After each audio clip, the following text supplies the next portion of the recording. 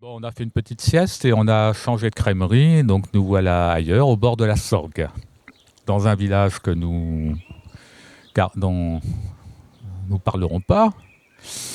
Nous garderons l'identité secrète de ce village. Donc il s'agit du village de Thor, avec une église assez remarquable, romane, derrière nous. Mais bon, pour l'instant, on est face à l'eau, face à la rivière. Donc qu'est-ce que s'inspire cet endroit quand même bucolique? Toi qui es sensible au charme. Hein?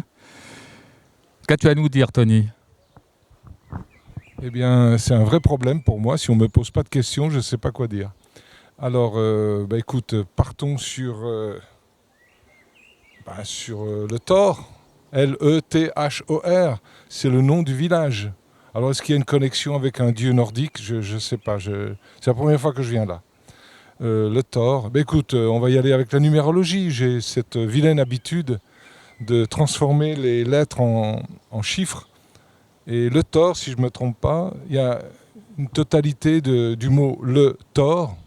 Donc le, ça fait 17. Thor, 20 plus 8 plus 15 plus 18. Si je ne me trompe pas, ça fait 78.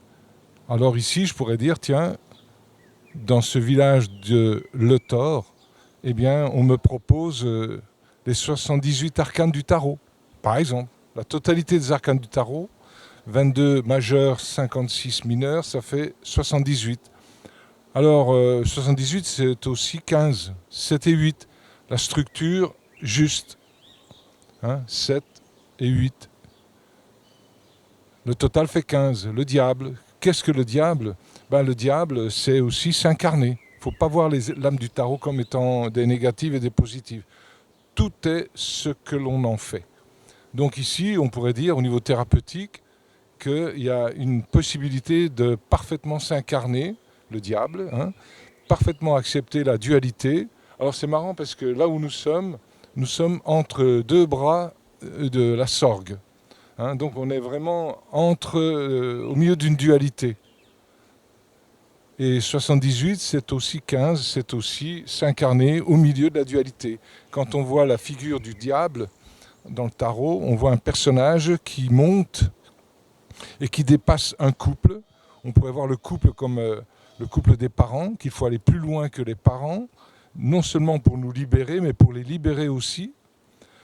Ça pourrait être aussi au niveau d'un couple, non pas familial, mais un couple,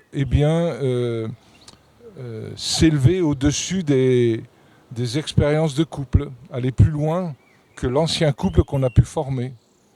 Voilà, il n'y a rien de diabolique là-dedans. Au contraire, si on regarde son visage, ce n'est pas l'apitoiement, ce n'est pas la tristesse, ce n'est pas l'échec. C'est comme une victoire sur la dualité même.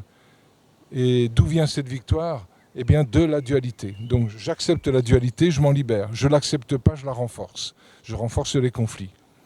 Voilà, donc, par rapport à la numérologie de Le Thor, ce serait, voilà, je bénéficie de toutes les possibilités spirituelles et corporelles et psychiques des 78 arcanes du tarot. Et ici, en tant que thérapeute, on pourrait dire à notre patient, tu es ici pour accepter totalement la totalité des énergies que te donne ton destin. Voilà. Donc, si vous voulez soigner quelqu'un de la dualité, vous l'envoyez à Le Thor, là où coule la Sorgue, dans le Vaucluse.